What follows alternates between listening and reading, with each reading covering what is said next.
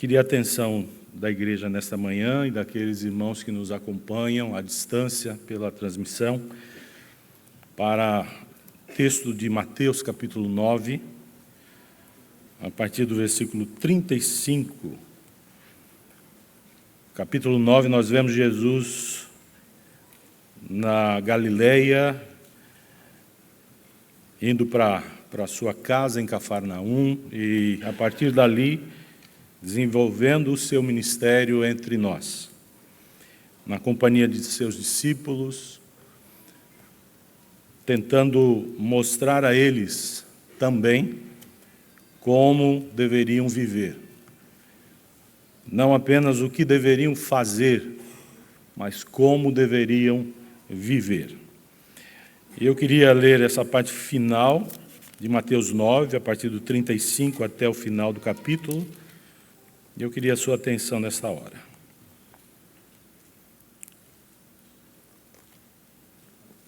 A palavra de Deus diz assim: E Jesus percorria todas as cidades e aldeias e povoados, ensinando nas sinagogas, pregando o evangelho do reino e curando todo tipo de doenças e enfermidades.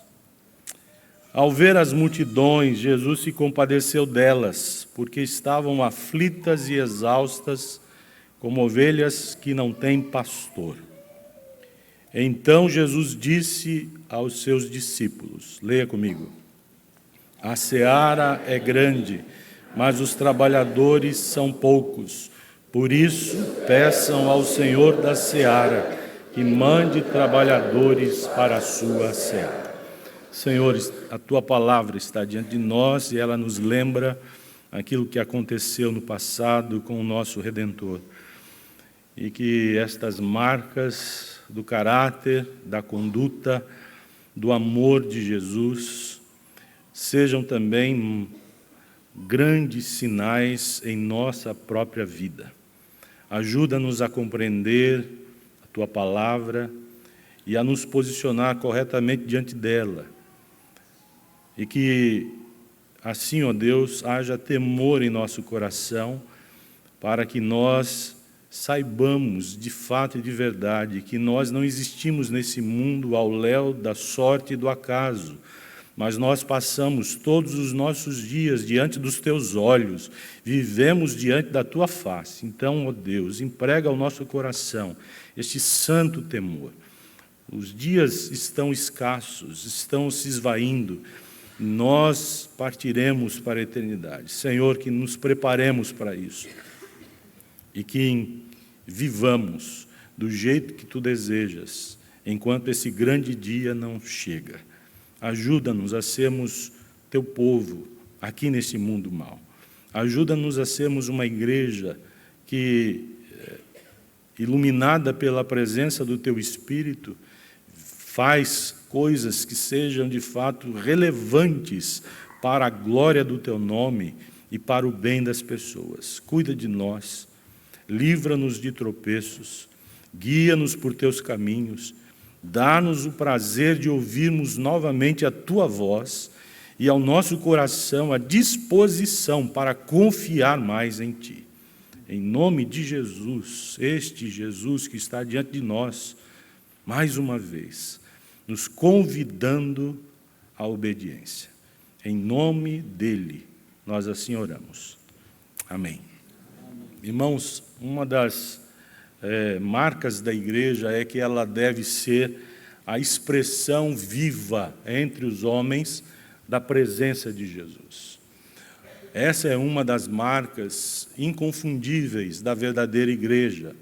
A igreja cristã genuína, ela é capaz de encarnar no viver de cada dia, apesar das suas falhas próprias da natureza humana, apesar das deficiências próprias da nossa condição de caídos. A igreja de Jesus, por ser esse organismo santo, vivo, onde o Espírito Santo de Deus está, e aplica a vivacidade do Cristo Redentor, então a igreja tem esse caráter e essa capacidade de encarnar essa vivacidade do reino entre os homens. É completamente impossível uma igreja apática, insensível, dura de coração, surda ao Evangelho, cega para perceber os sinais da presença do reino aqui. É impossível. Não é igreja. Pode ser aglomerado humano, pode ser comunidade religiosa, pode ser qualquer coisa. Pode ser um grande clube, um grande lugar de encontros fraternos, pode ser qualquer coisa, menos igreja. A igreja de Jesus é a face do Cristo diante do mundo. Tem que ser assim. E eu fico pensando que às vezes essa face está feia, distorcida. Precisamos pensar sobre o ser igreja. E quando eu estou falando isso, eu quero muito que você compreenda que a igreja é o povo de Deus. Gente como a gente, mas gente que foi alcançada pela graça. Gente que teve um dia o coração invadido pelo poder do alto, derramado em abundância sobre a alma. Gente que, apesar de ter a convicção de pecado, tem também a convicção de que todos eles foram perdoados por causa do sangue do Cordeiro de Deus que foi derramado no Calvário. Gente que luta contra a sua natureza caída. Gente que, por causa da força de Deus, por causa da presença santificadora do Espírito, como nós lemos há pouco em Hebreus 12, gente que, por causa dessa vivacidade espiritual, busca as coisas do alto, não as coisas apenas aqui da terra. Gente que leva a sério uma vida de santificação. E nós gostamos de pensar na santificação apropriadamente, como a palavra nos apresenta, como um processo. Mas às vezes nós pensamos que é um processo muito lento e cheio de buracos. Não, é um processo em que o Evangelho vai nos aperfeiçoando, limpando-nos a partir de dentro para fora, para que a beleza de Cristo apareça em nós. Mais do que cantar é viver. Mais do que expressar verdades, é deixar que elas moldem, mudem nosso caráter, nosso coração. O mundo não é um parque de diversões para mim e para você. O mundo é um ambiente hostil, rebelde contra o nosso Cristo. O mundo se levantou contra o Cristo de Deus. E deste mundo, o Cristo, o Cordeiro Santo de Deus, disse que Ele nos resgatou. E Ele disse que nós não somos deste mundo, como também Ele não é.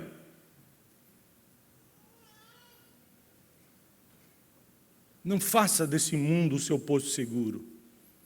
Não faça desta vida o seu alvo maior. O mundo passa, diz a palavra do Senhor, bem como todos os seus desejos ilícitos e perversos. O mundo passa, bem como toda a sua concupiscência. Mas aquele que faz a vontade de Deus permanecerá para sempre. Você não foi feito para viver aqui comodamente, ver as coisas acontecendo e passando diante dos seus olhos. Você foi alcançado pela graça de Deus não apenas para ir para o céu, mas para trazer as realidades do céu como um canal de bênção para o mundo.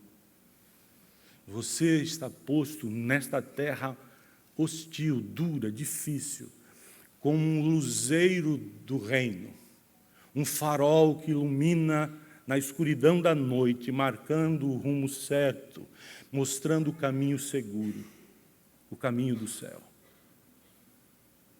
Igreja é isso. Igreja não é uma agremiação humana, é o organismo vivo que Deus plantou no meio da sociedade humana para que o seu Cristo fosse visto, notado, ouvido, percebido, temido, amado, adorado. Igreja é relevante. Igreja faz a diferença. Eu queria trazer ao seu coração nesta hora algumas lembranças sobre uma igreja fiel. E tomei esse texto da Escritura, esse momento da vida de Jesus, como referência para nós. Porque a nós só nos cabe seguir nas pegadas de Cristo. A nós só nos cabe, como discípulos, sermos parecidos com o nosso Mestre. A nós só nos cabe fazer o que Cristo fez, de alguma maneira, perseguir com avidez, com força, com bastante entusiasmo, aquilo que Cristo deixou como referencial para a conduta daqueles que são seus seguidores. Talvez isso mexa com você e mexa na sua área de conforto. Mas é a palavra de Deus. Eu queria muito que você, como diz a nossa liturgia, não endurecesse o coração aí não, mas que abrisse o coração e retivesse, acolhesse aquilo que Deus está falando. Abra os ouvidos e deixe a palavra falar ao seu coração. Deixe ela baixar ao seu coração. Porque se a palavra de Deus ficar no seu ouvido, ela vai ser dissipada rapidamente, você vai ouvir outras vozes, mas deixe a palavra de Deus chegar ao seu coração, porque é dali que ela deve fluir e se esparramar como atos de vida, por onde quer que você andar. Deixe a palavra de Deus falar com você novamente. Uma igreja fiel, eu e você, uma igreja fiel. Que igreja é essa? Eu diria, tomando esse exemplo de Jesus, eu diria que, em primeiro lugar, uma igreja fiel, a proposta de ser seguidora de Jesus no mundo, é uma igreja caminheira, é uma igreja que caminha, é uma igreja que está em movimento, não é uma igreja estagnada, parada, consumida por ativismos internos. Não, a igreja de Jesus é uma igreja caminheira. Vemos Jesus sempre em movimento. O texto aí, o versículo 35, começa dizendo assim: e percorria Jesus todas as cidades e todos os povoados ali da Galileia.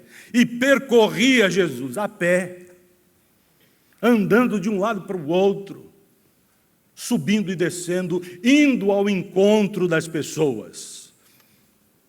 Há uma música antiga, nossa, que diz assim, que todo artista vai aonde o povo está. Nunca ouviram, né? Todo artista deve ir aonde o povo está. Eu parafraseio essa frase e digo: toda a igreja de Jesus Cristo, fiel, zelosa no Evangelho, deve ir aonde as pessoas estão, deve alcançar o homem, onde ele estiver, sem escolher, sem preferências. A igreja deve ser essa igreja em movimento, caminheira. Estou chamando essa igreja caminheira, que caminha, é caminhante. Ela caminha nas pegadas de Cristo. Jesus não ficava parado, esperando que as pessoas viessem ao seu encontro. Ele não fez do tipo: eu sou o Filho de Deus, abri mão do meu trono de glória, deixei o reino celestial, deixei a minha dignidade de Deus entronizado no reino do universo, do céu, de tudo que existe. Eu não deixei tudo isso a troco de uma vida sofrida, difícil, limitada. venham a mim. O Deus encarnado chegou, venham a mim. Não, ele não fez assim. Não que ele não convide, não que ele não diga. Aqui mesmo em Mateus, no capítulo 11, nós vemos, ele olha para as pessoas desprovidas, cansadas, aflitas, consumidas pelo mal, e ele diz, vinde a mim. Mas ele está ali olhando para elas. Vinde a mim, achareis descanso para as vossas almas. O Deus encarnado está aqui diante de vocês. Jesus, todavia, não ficava parado esperando que essas pessoas viessem apenas. Ele ia ao encontro delas em todas as cidades e povoados. E essa expressão, para mim, é extremamente impactante para o meu coração. Todas as cidades e povoados. Todas. Cidades e vilarejos, vilas pequenas, aldeiazinhas, lugarzinhos pequeninos, onde pessoas também vivem. Ia Jesus. Ele, de fato, não buscava o glamour. Ele, de fato, não entrava na vibe das estratégias religiosas de sua época. De fato, ele não era como os demais. Ele simplesmente estava disposto a ir ao encontro das pessoas, onde quer que elas estivessem. Irmãos queridos, eu queria que nós pensássemos um pouco nas nossas prioridades evangelísticas atuais. Eu creio que, como Igreja de Jesus, nós estamos invertendo há um bom tempo já a nossa prioridade evangelística. Nós estamos pensando que a ordem da ação evangelizadora da igreja é: venham e ouçam o que o pastor tem a dizer, venham e vejam o que nós temos a fazer, venham e vejam e recebam o que nós temos a lhe oferecer, venham e ouçam. Enquanto nós vemos que a prioridade cristã, a prioridade do Cristo é: vão e preguem.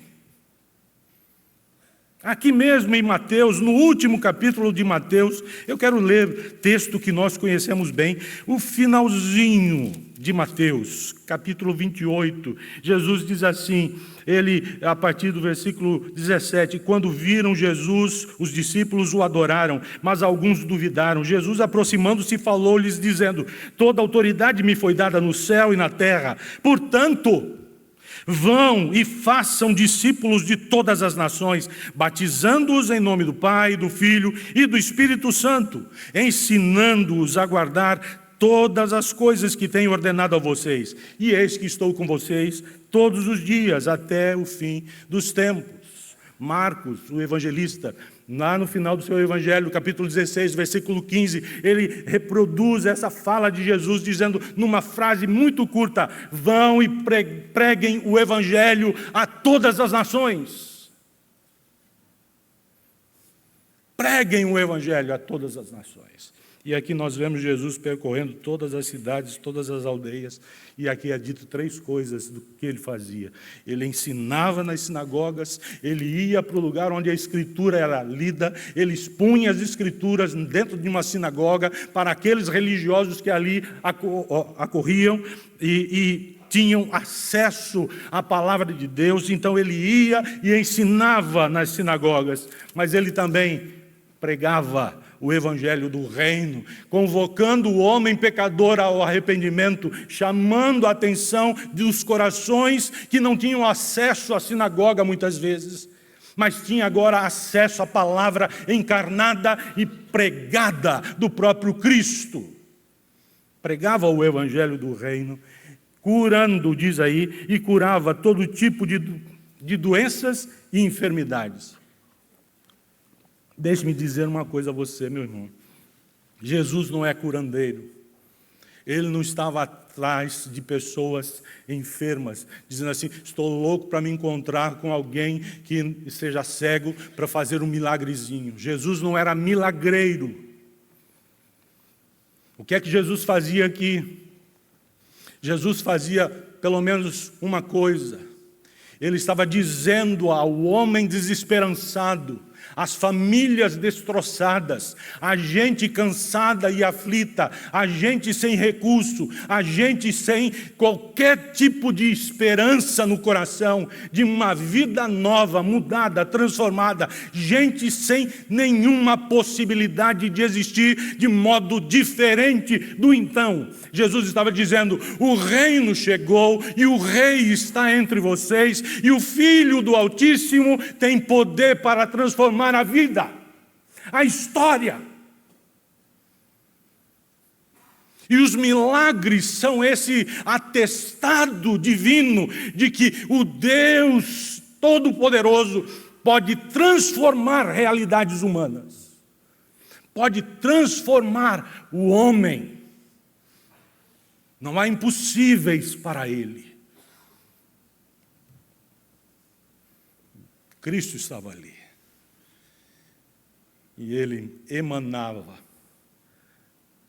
Ele evidenciava apenas aquilo que estava no coração de Deus entre as pessoas.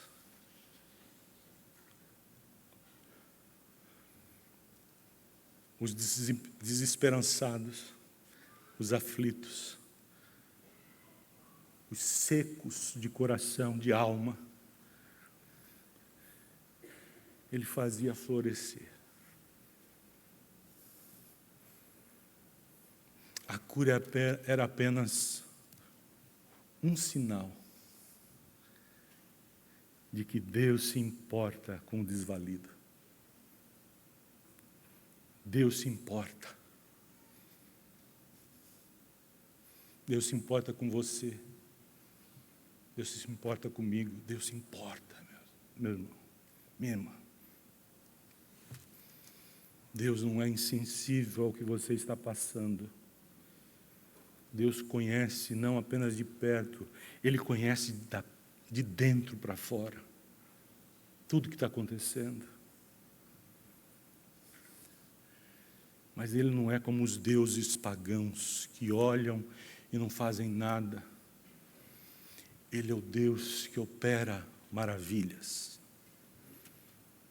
Ele é o Deus que traz a vitalidade do céu, da vida eterna, para perto das nossas realidades cruentas de todo dia. Deus conosco, a vida ganha amplitude, possibilidades. Deus pode, Ele sabe e Ele se importa. Ele se importa. Percorria Jesus todas as cidades e vilarejos, ensinando, pregando e curando. A igreja de Jesus é chamada a ser fiel. E uma igreja fiel é uma igreja à semelhança de Cristo, caminheira, que está em movimento para ensinar a palavra de Deus, para proclamar o evangelho de salvação e para evidenciar a presença poderosa da graça de Deus que pode transformar a realidade de qualquer um. A igreja é chamada a fazer isso. Igreja. Portanto, lembre-se, é para mim e para você. Não é apenas para os especializados na arte missionária, na arte da evangelização. É para mim e para você. E estes que estão se dedicando exclusivamente à obra missionária, à obra de evangelização, estão cumprindo aquilo que, como seguidores de Cristo, devem fazer. Mas muitas vezes nós nos acomodamos a esses que vão e não fazemos mais nada a respeito, pensando que isso é o suficiente. Não é, meu irmão. A igreja é chamada a ser uma um evento missionário da parte de Deus, aqui, bem pertinho, onde ela existe, mais longe, dentro da cidade, nos bairros, no interior do estado, mas também ela é chamada a ser bem longe, um evento do próprio Deus para levar o Evangelho e proclamar as virtudes daquele que a alcançou e a tirou das trevas e a levou para o seu reino de luz. É a igreja. Não se acomode, saia da sua zona de conforto e leve o Evangelho para onde o Senhor o tem levado também. Segundo lugar, uma igreja fiel. Esse é o nosso desafio, essa é a nossa esperança. Uma igreja fiel. Que igreja é essa? É uma igreja que, além de caminheira, é também compassiva. A igreja fiel é uma igreja que tem o coração de Jesus. O versículo 36 diz: ao ver as multidões, Jesus se compadeceu delas, porque estavam aflitas e exaustas como ovelhas que não tem pastor. Ovelhas sem pastor é ovelha desgarrada. Ovelha sem pastor é ovelha sob risco de morte. Ovelha sem pastor é uma ovelha que está em grave situação e correndo grande perigo. Ovelhas sem pastor, Jesus está dizendo, há muitos que devem ser alcançados, há muitos que devem estar no meu reino, e eles estão correndo risco de perdição. Eu quero que vocês entendam que tudo deve começar no coração. A nossa motivação para ir ao encontro do desvalido, do desesperançado, do exausto, do aflito, do sem esperança, daquele que está perecendo, sob risco de morte, aquele que está em penúria existencial. A nossa maior motivação está dentro de nós, ou não estará em lugar nenhum. E não estará dentro de nós por causa da nossa própria natureza, porque a nossa natureza não é capaz de produzir a glória de Deus. Está dentro de nós como fruto do Espírito Santo de Deus que habita em nós e planta dentro de nós uma boa semente, uma santa semente, a compaixão divina. Sem compaixão a obra de Deus não acontecerá, pelo menos do jeito dele. Creio que nós precisamos urgentemente de uma renovação espiritual que nos faça redescobrir a necessidade de termos um coração compassivo como igreja de Jesus Cristo. Um coração semelhante ao de Jesus. A compaixão caminha sempre de mãos dadas com a misericórdia, irmãos. Compaixão é a irmã siamesa da misericórdia. Misericórdia é diferente de compaixão, mas a completa. Compaixão é a capacidade de sentir a miséria e a amplitude, a profundidade da miséria humana. Capacidade de sentir a miséria humana em toda a sua dimensão. Misericórdia é a capacidade de agir de acordo com esse sentimento plantado pelo Espírito Santo de Deus. Compaixão é o sentimento que nos faz perceber áreas onde Deus quer que nós hajamos. Misericórdia é a capacidade de fazer, de produzir aquilo que Deus quer que seja produzido na vida humana. A compaixão, portanto, não se acomoda com o mal. Eu repito, a compaixão divina não se acomoda com o mal, em qualquer uma de suas expressões. O Deus compassivo olhou, o Cristo de Deus olhou para as multidões. Elas não pediram nada, elas não disseram nada, Elas estavam indo ao encontro dele também ali. Ele vinha ao encontro das multidões e elas estavam o aguardando. Jesus olha e diz: eu me compadeço desse povo, como ovelhas sem pastor. Dá para entender por que Jesus, um dia entrando em Jerusalém, a capital religiosa de Israel, por que Jesus, ao enxergar a cidade do alto, chorou. Jerusalém, Jerusalém, como eu gostaria de reunir você embaixo dos meus braços, como a galinha reúne os seus pintainhos embaixo de suas asas, como eu gostaria de abraçar vocês com um abraço da graça, salvadora, redentora, transformadora para a eternidade, como eu gostaria que isso acontecesse. Ah, Jerusalém, ah, Jerusalém. Chorou.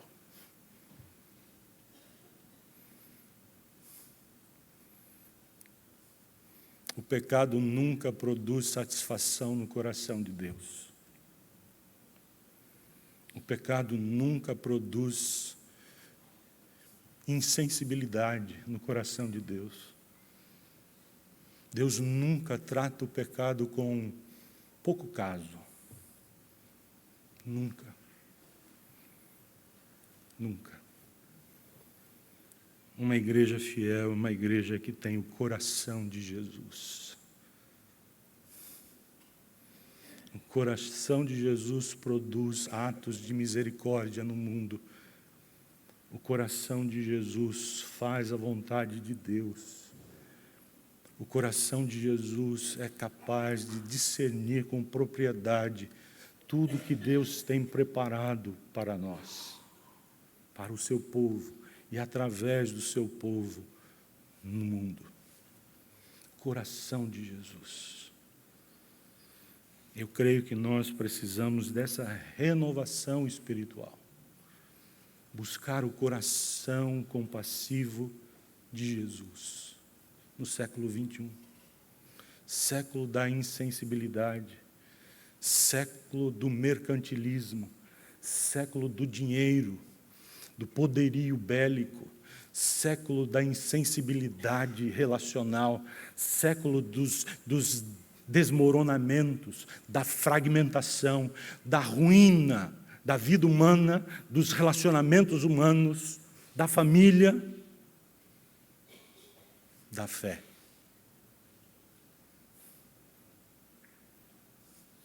Tempos duros, difíceis. Estratégias religiosas não servem de nada. Podem nos levar para longe dos projetos de Deus.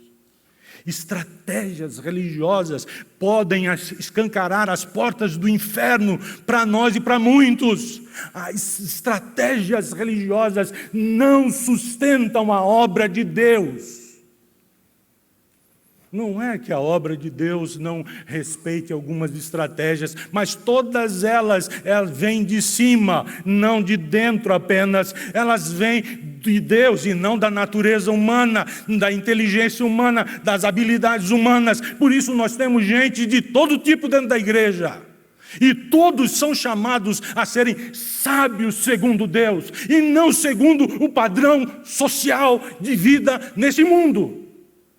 Estratégias que servem às grandes corporações podem significar zero, nada para dentro da igreja e para a obra cristã, porque a obra de Deus se realiza no poder do Espírito e nunca sem Ele.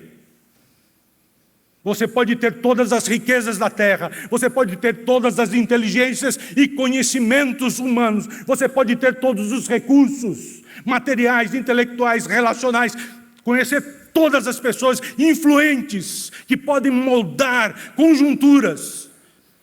Se não for obra do Espírito de Deus, nada acontecerá para a glória e louvor do Altíssimo.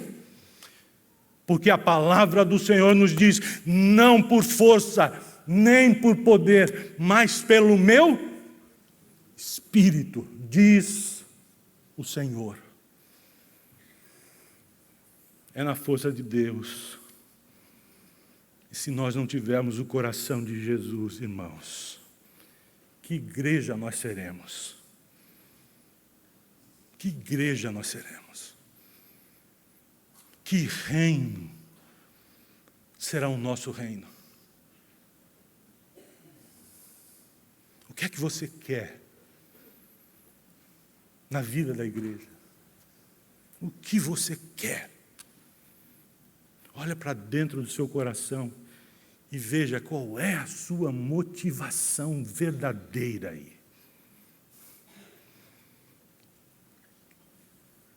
Que a resposta seja a compaixão de Jesus pelo pecador perdido, pelas ovelhas que estão desgarradas. A compaixão me move.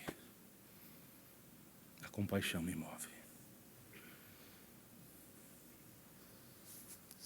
Deixe-me dizer mais uma coisa apenas. Ter o coração compassivo, ser compassivo, não é ser tolo, não é ser bobo, não é se colocar diante das pessoas com a disposição de ser enganado por elas. Jesus nunca fez isso. Jesus era compassivo, mas não era tolo. Um dia Jesus estava na casa de um fariseu. Então Jesus recebe uma mulher, essa mulher lava os seus pés e enxuga com perfume e enxuga com o seu cabelo. E aí as pessoas começaram a falar, a balbuciar coisas.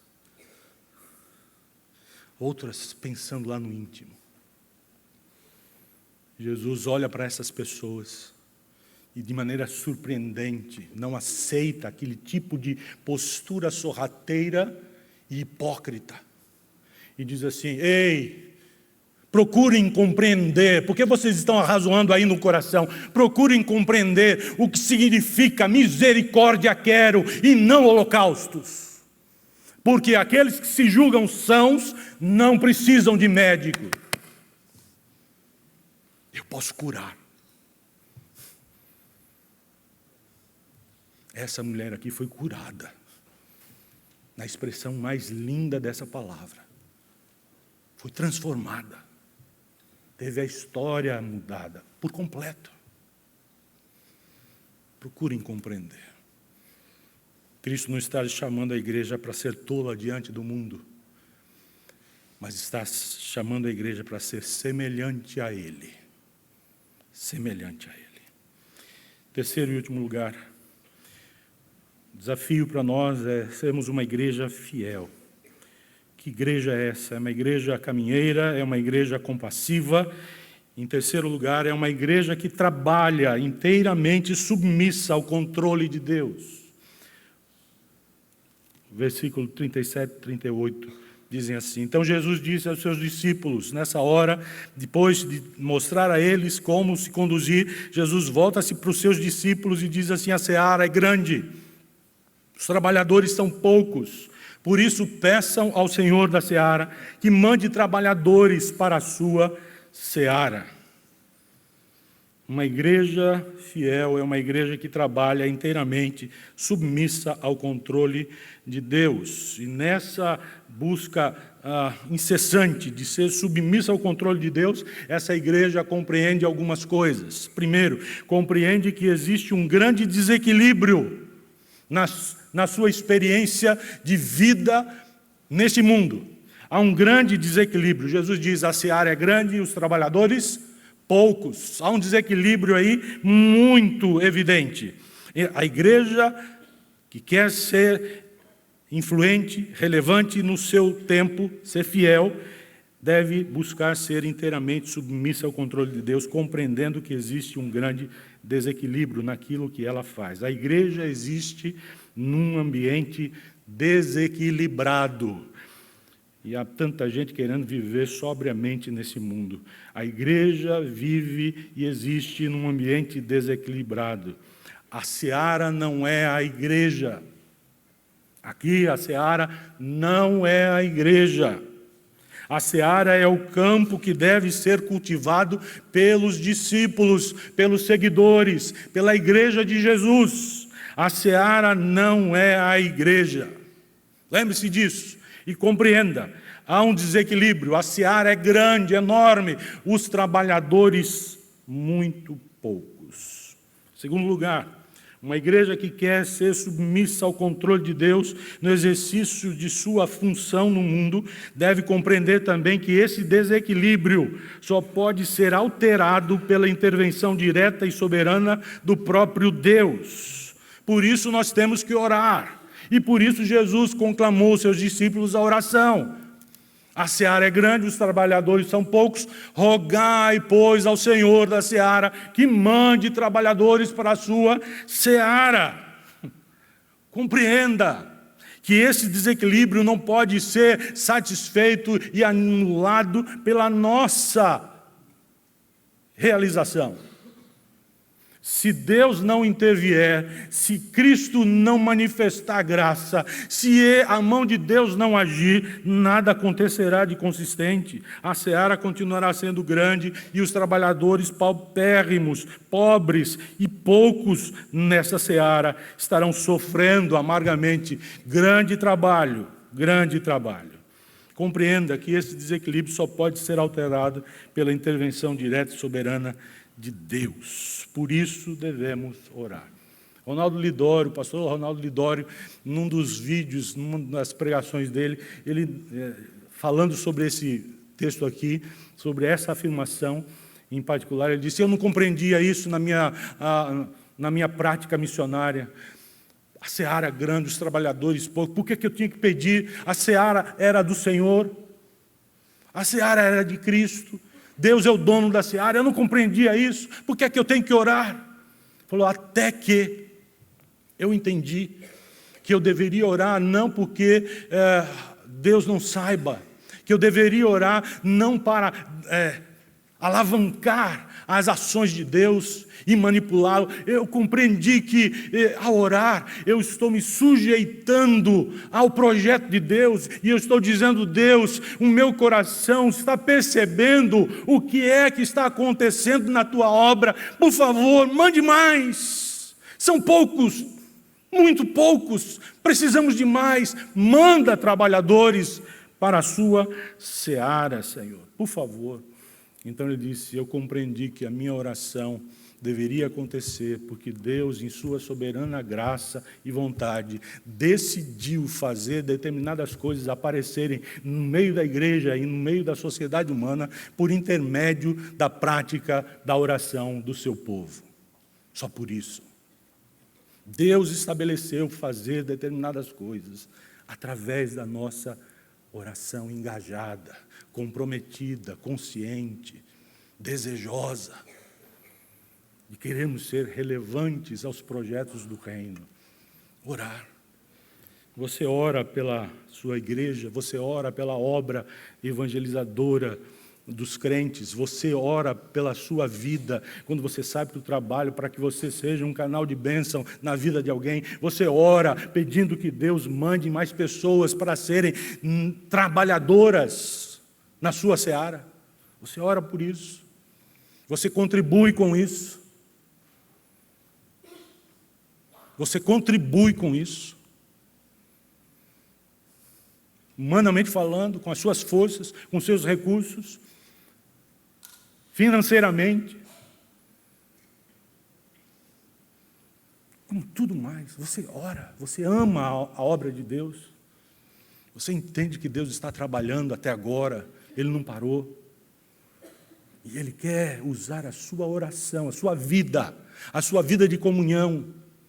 Oração é comunhão com Deus, é estar próximo de Deus, é estar tão perto de Deus que a satisfação da alma fica plena e, portanto, os nossos pedidos não são egoístas. A alma se enche da presença de Deus e nós ficamos satisfeitos e não pedimos nada motivados por egoísmo, por ganância. Oração pode transformar a sua vida e a vida da igreja. Em terceiro lugar, uma igreja que quer ser fiel, trabalha inteiramente submissa ao controle de Deus, compreendendo que na obra de Deus só há espaço para trabalhadores dedicados aos projetos do reino de Deus. Na obra de Deus só há espaço para trabalhadores dedicados aos projetos do reino. Lembre-se, a seara é grande. A seara é grande. Portanto, você não precisa ficar dividindo e disputando espaço com ninguém. Não há espaço na igreja para competidores. Somos irmãos em Cristo. Competidores não há no reino de Deus. A seara é grande, você não vai ficar esbarrando com ninguém. Pode ficar tranquilo, digladiando um com o outro, não precisa disso. Isso é coisa do homem. Tire isso do seu coração. Não há espaço no reino para competidores e nem para espectadores, só trabalhadores. Gente que fica do lado só olhando, só observando. Está fazendo muito bem, ótimo, mas eu não faço nada. Não existe espaço para espectadores no reino. Ninguém é chamado para ficar sentado na arquibancada. Ah, pastor, estou aqui na igreja, sentadinho aqui, ar-condicionado gostoso, não faz efeito para o senhor, mas para mim é uma delícia. Estou aqui na boa. Não há espaço para espectadores, não há espaço para competidores, só trabalhadores. Ah, pastor, eu não faço nada. Procure ver exatamente onde Deus o coloca, porque é ali que alguns recursos do céu vão aparecer, no seu jeito, no tempo de Deus, na graça que sustenta, é ali. Não precisa copiar ninguém, não precisa fazer igual a ninguém, só tem que fazer do jeito de Deus, na força do Evangelho, na graça que o Espírito Santo planta como boa semente do alto dentro de você. É só assim, e só isso basta. Mas é tão pouquinho, pastor, não importa, para Deus vale muito. Não quantifique as ações da igreja pelo que você nota, vê. Quem olhava para Jesus o via sempre caminhando com 12 pessoas, 12 homens. Viam, por intermédio desses homens, coisas espetaculares acontecendo também. E Judas estava ali no meio. Não olhe, não se deixe guiar pelas aparências das coisas. Saiba que o reino de Deus precisa frutificar primeiro dentro de você. E então ele aparecerá no mundo do jeito de Deus. Porque Deus irá usar você como instrumento de trabalho na sua seara. Queridos, o que é que isso deve produzir na minha e na sua vida?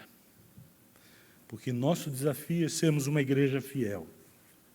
Uma igreja que leva Deus a sério, que não brinca de religião. O que é que precisa acontecer dentro de nós? Em primeiro lugar, eu queria que você, como uma aplicação, olhasse na inteireza de sua alma, com sinceridade, olhasse para o seu coração e perguntasse se as motivações que existem dentro de você, com respeito à obra de Deus e à vida neste mundo, se essas motivações nascem do coração compassivo de Jesus.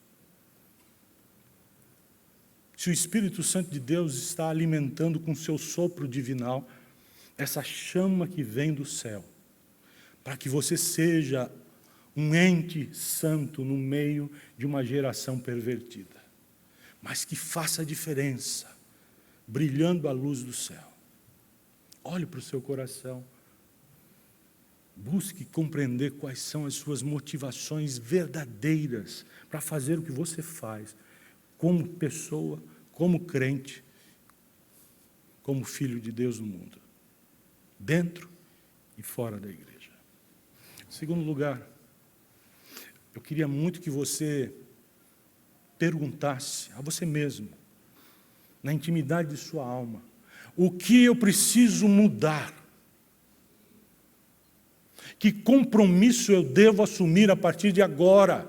Se a palavra de Deus chega como esse grande dínamo que transforma, que como martelo esmiuça a penha, a rocha dura, se a palavra de Deus chega ao meu coração agora, o que precisa ser mudado na minha conduta? No meu casamento, na minha casa, no meu relacionamento com os meus filhos e vice-versa, relacionamento dos filhos com os pais, o que precisa mudar na minha vida profissional, o que precisa mudar nas minhas prioridades, o que precisa mudar na área que tange ao meu compromisso de vida com as realidades das Escrituras, das coisas celestiais, as coisas de Deus, as coisas espirituais, o que precisa ser mudado, que tipo de espiritualidade eu tenho, que tipo de espiritualidade Deus quer que eu tenha, diferente desta, que eu pensava que era a espiritualidade, a coisa sublime. O que é que precisa acontecer na sua vida? O que precisa acontecer? Olhe para as suas motivações, veja o que o move na caminhada da vida e na carreira cristã, e veja o que precisa ser mudado, transformado, alterado. Orar mais, ler mais a Bíblia, ser mais sincero, tirar a hipocrisia de dentro do coração, romper com a mentira, falar a verdade, amar mais, ser mais generoso. O que precisa acontecer como expressão de Deus, de sua graça no seu viver.